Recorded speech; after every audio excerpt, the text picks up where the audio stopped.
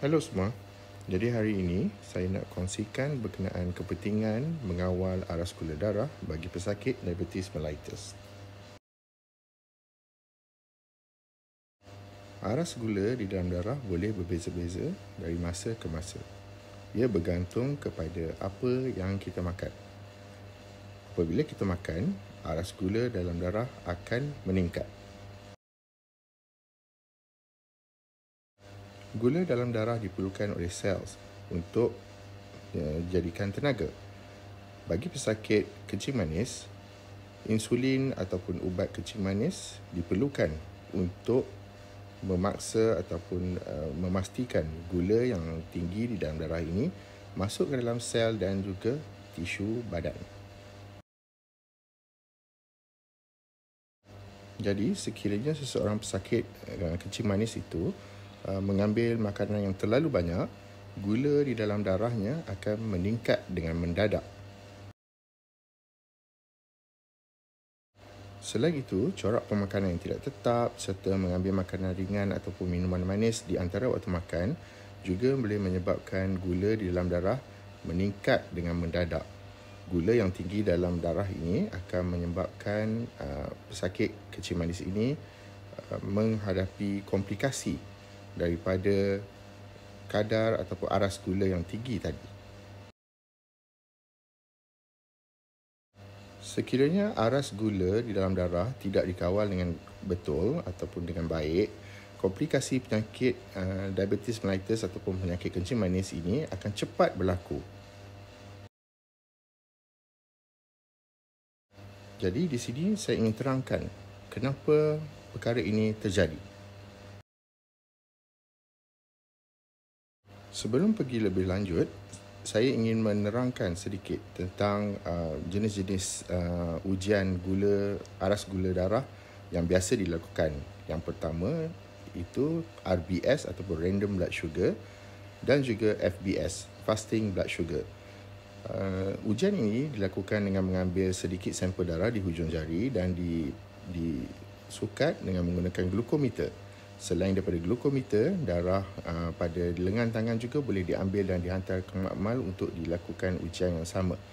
Ujian ini amat pantas dan ianya tidak mencerminkan kawalan aras gula sepanjang 3 bulan. Bagi memastikan ataupun memeriksa aras gula sepanjang 3 bulan bagi seseorang pesakit diabetes mellitus ataupun kencing manis ni, ujian yang lebih tepat adalah HbA1c. Jadi, apa itu HbA1c? Ujian ini sangat penting bagi membolehkan kita semua faham akan komplikasi kencing manis. Bagi menjelaskan komplikasi kencing manis, eloklah kalau kita faham terlebih dahulu apa itu HbA1c. Di dalam salur darah manusia, terdapat banyak sel darah, antaranya adalah sel darah merah. Dan di dalam sel darah merah ini, terdapat sejenis protein yang dinamakan hemoglobin ataupun Hb. Protein ini berfungsi untuk membawa oksigen daripada paru-paru pergi ke sel-sel badan dan juga membawa karbon dioksida daripada sel badan balik ke paru-paru untuk dikeluarkan melalui pernafasan. Bagi pesakit kencing manis, hemoglobin ini amat penting untuk seseorang doktor ataupun perawat kesihatan untuk memastikan kawalan aras gula bagi seseorang pesakit itu terkawal sepanjang 3 bulan sebelum pesakit itu datang berjumpa dengan doktor. Ini dapat disukat dengan mengambil darah dan menyukat aras HbA1c. Saya akan terangkan apa itu HbA1c selepas ini. Okey, kita kembali kepada rajah ini. Jadi bagi seseorang pesakit kencing manis itu, sekiranya beliau mengambil terlampau banyak makanan, dalam satu-satu masa ataupun mengamalkan pemakanan corak, pemakanan yang tidak sihat ataupun mengambil makanan di antara waktu makan yang utama, ini akan menyebabkan aras gula di dalam darah beliau akan meningkat. Disebabkan peningkatan aras gula itu yang terlampau tinggi, walaupun pesakit mengambil insulin ataupun ubatan daripada ubatan anti-diabetics, ini tidak dapat menurunkan aras gula dengan cepat. Apa yang berlaku pada ketika ini adalah aras gula yang terlampau tinggi ini akan melekat ataupun akan bergabung dengan hemoglobin yang terdapat dalam sel darah merah tadi. So, apa yang akan berlaku di sini apabila terdapat gabungan gula yang tinggi dan juga hemoglobin tadi, maka terbentuklah HbA1c ataupun hemoglobin A1c. Jadi petunjuk di sini kita dapati gula yang tinggi dapat bergabung dengan protein yang terdapat di dalam tubuh badan manusia. Dalam kes ini, dalam pembentukan HbA1c, protein manusia yang terlibat adalah hemoglobin yang terdapat di dalam sel darah merah. Ini merupakan clue utama untuk menerangkan bagaimana komplikasi penyakit kencing manis ini akan berlaku. Jadi, sekiranya HbA1c didapati tinggi di dalam seseorang pesakit kencing manis, apa maksudnya? Maksudnya, komplikasi penyakit kencing manis akan lebih cepat berlaku di dalam pesakit tersebut berbanding dengan pesakit yang mana aras HbA1c ataupun aras gulanya terkawal ataupun rendah. Jadi berdasarkan contoh sebelum ini, kita dapat simpulkan bahawa gula yang tinggi di dalam darah boleh bergabung atau melekat pada apa-apa sahaja protein dalam tubuh badan manusia. Dan penggabungan atau pelekatan ini akan menyebabkan komplikasi penyakit kencing manis serta merencat fungsi sesuatu organ ataupun sesuatu tisu yang mana pelekatan gula yang tinggi ini berlaku. Ini merupakan salah satu contoh penyakit yang diakibatkan ataupun komplikasi yang diakibatkan oleh kencing manis, iaitu diabetik retinopati ataupun kerosakan buah pinggang akibat kencing manis. Jadi, kalau kita tengok pada rajah di bawah, di dalam buah pinggang terdapat satu struktur yang dinamakan glomerulus yang menapis darah kita, darah manusia, dan membuang semua toksin-toksin seperti urea, uric acid dan juga kreatinin daripada darah dan untuk dikeluarkan melalui air kencing.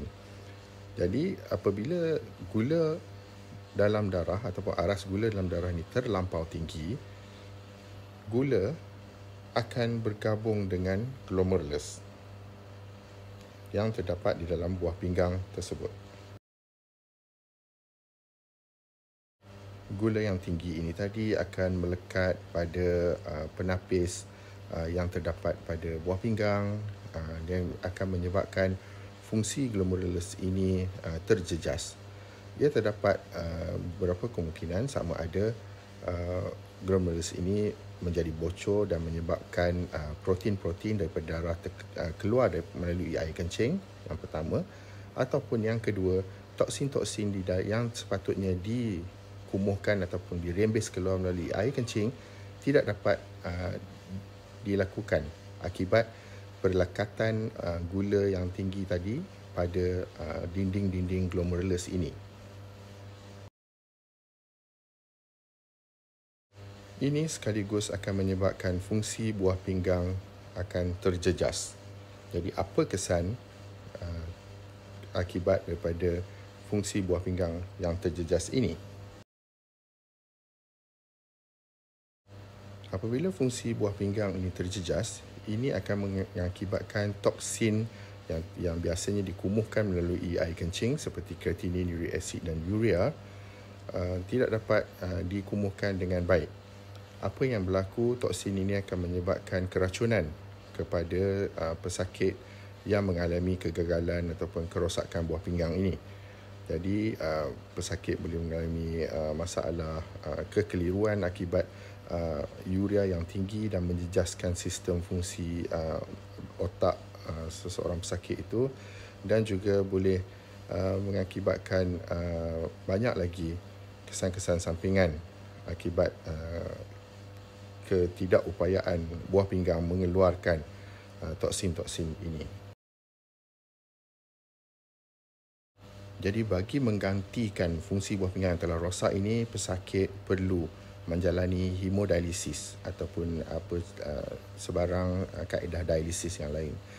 Ini akan memakan masa pesakit dan menyebabkan kualiti hidup pesakit terjejas.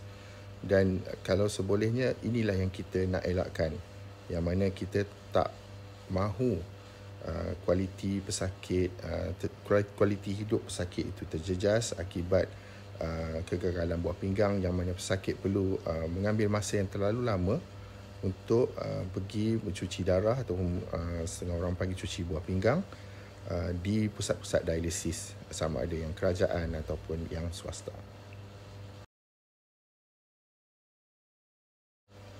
Gula yang tinggi ini juga boleh melekat ataupun menempel ataupun bergabung dengan protein-protein saraf yang membekali ataupun yang menyarafi berbola mata. Jadi ini akan menyebabkan pesakit tidak dapat melihat dengan baik, ataupun kadang-kadang boleh sampai menyebabkan tahap kebutaan yang serius. Selain saraf pada mata, saraf telinga juga boleh terjejas akibat gula yang tinggi ini tadi. Apabila gula yang aras gula dalam darah itu terlampau tinggi, ia juga boleh melekat ataupun menempel pada saraf yang membekali telinga. Jadi pesakit akan mengalami masalah pendengaran, tidak dapat mendengar dengan baik, dan ini akan menyulitkan pesakit untuk berkomunikasi dengan ahli keluarga ataupun rakan-rakan sekeliling. Dan ini juga akan menjejaskan kualiti hidup seseorang pesakit tersebut. Bagi keadaan komplikasi yang lebih serius lagi, apabila gula dalam darah ini terlampau tinggi, ia juga boleh melekat ataupun menempel pada dinding-dinding salur darah, terutama salur darah yang kecil yang terdapat di jantung dan juga di kaki. Apabila ia menempel kepada dinding-dinding salur darah di jantung, ia akan menyebabkan penyakit jantung koronari ataupun serangan jantung, dalam bahasa mudah heart attack. Dan ini menyebabkan komplikasi yang agak serius, yang mana sebahagian kemungkinan kalau kesumbatan itu terlalu serius, ia akan menyebabkan sebahagian daripada otot-otot jantung itu mati dan jantung tidak dapat berfungsi dengan baik selepas itu. Selain daripada itu, penyakit diabetic foot disease atau penyakit kaki diabetes juga berkemungkinan berlaku kepada pesakit-pesakit yang tidak mengawal aras gula dengan baik. Yang mana gula yang tinggi ini akan melekat pada dinding salur darah di kaki dan menyebabkan kekurangan oksigen yang sampai ke hujung kaki tersebut, dan kaki ini akan mudah dijangkiti kuman dan berisiko untuk dipotong sekiranya kuman ataupun jangkitan kuman ini terlalu serius. Jadi untuk mengakhiri perkongsian kita ataupun saya pada hari ini, saya tinggalkan sedikit nota. Apa yang penting bagi pesakit diabetes adalah untuk kawal aras gula dalam darah, iaitu dengan makan secara teratur, tidak makan atau minum minuman manis di antara waktu makan utama, dan mengoptimalkan dos ubat ataupun insulin. Yang mana pengoptimaan ataupun ubahsuaian pada dos ubat ataupun insulin ini perlu mendapat nasihat daripada doktor masing-masing. Dan yang terakhir sekali, aras gula yang terkawal ini dapat mencegah komplikasi penyakit kencing manis. Kemungkinan komplikasi ini akan sampai juga satu masa Akan tetapi sebolehnya kita cegah dan juga kita lambatkan komplikasi itu daripada berlaku dengan mengawal aras gula di dalam darah supaya kualiti hidup semua pesakit kencing manis ataupun pesakit diabetes mellitus ini adalah pada tahap optimal.